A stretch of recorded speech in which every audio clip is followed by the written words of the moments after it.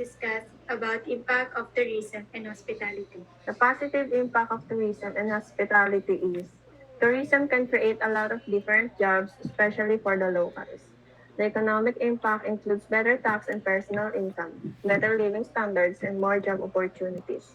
The socio-cultural impacts are associated with interaction between people with diverse cultural backgrounds, attitudes, and behaviors. The environmental impact is that tourism and environment can be mutually supportive in various travel destinations. Tourism contributes to better water quality and better protection of nature and natural resources. It generates additional resources for investments in infrastructures and environmental services. The negative impact of tourism and hospitality.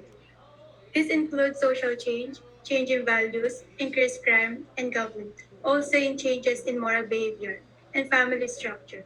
Problems with the relationship between tourists and hosts, and destruction of cultural heritage. Another negative economic impact of tourism is the cost of infrastructure. Tourism may require the government to improve the airport, roads, and other infrastructure, which is costly. The behavior of tourists and their use of facilities can generate environmental pollution due to a greater number of people. In addition to that, air pollution from increasing use of fossil fuels, pollution of land and sea increases in tourist areas and in other tourist seasons. Let's watch the video and after that we will discuss about it.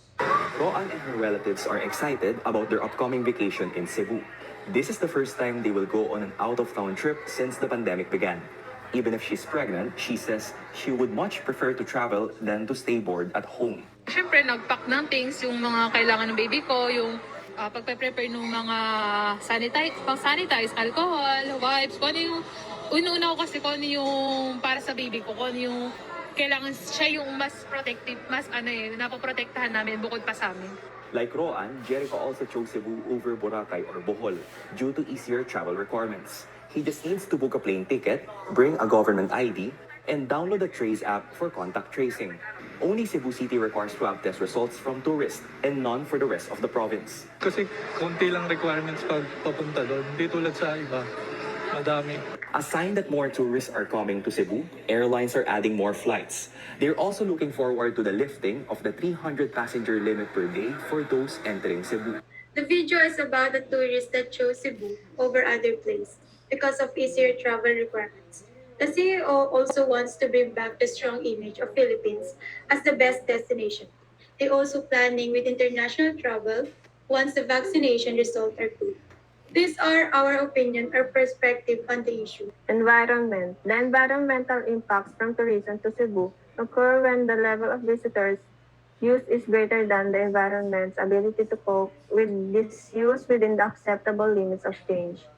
Uncontrolled conventional tourism poses potential threats to many natural areas around Cebu.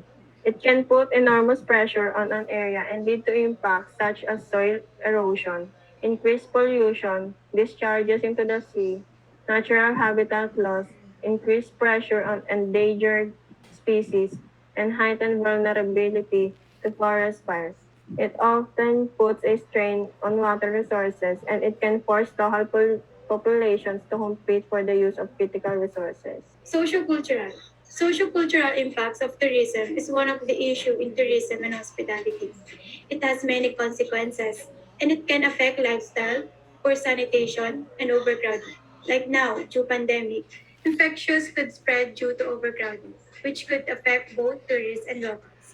Because some tourists enjoy the traditional entertainment in our country, such as festivals and ethnic dance performance. Economic. The economy depends on tourism, which can make it just as easy for tourists to travel there. Now, more tourists prefer to travel to Cebu due to simpler requirements. Some airlines offer additional flights to meet the growing demand, generate positive vibes, and gives hope that a new life is coming.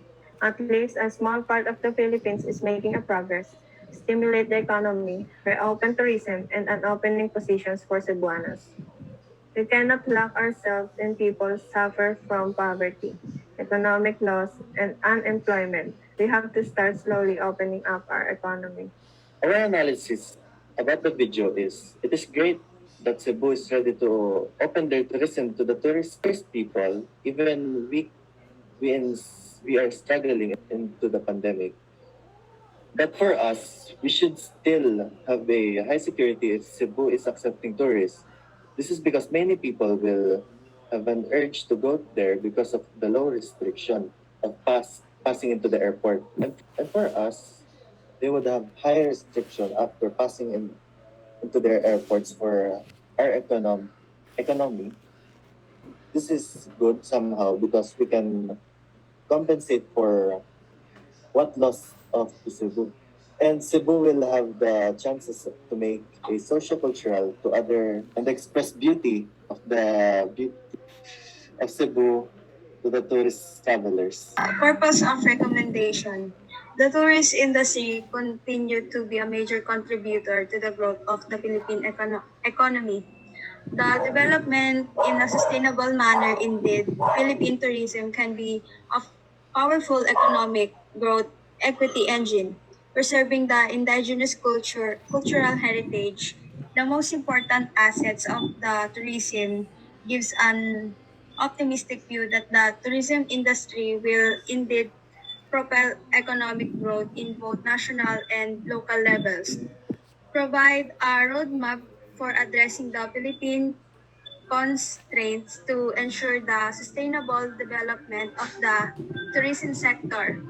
It is recommended that domestic tourism movement in the country should also be studied as it recognizes that this type of tourist is now one of the key drivers of economic growth of the country.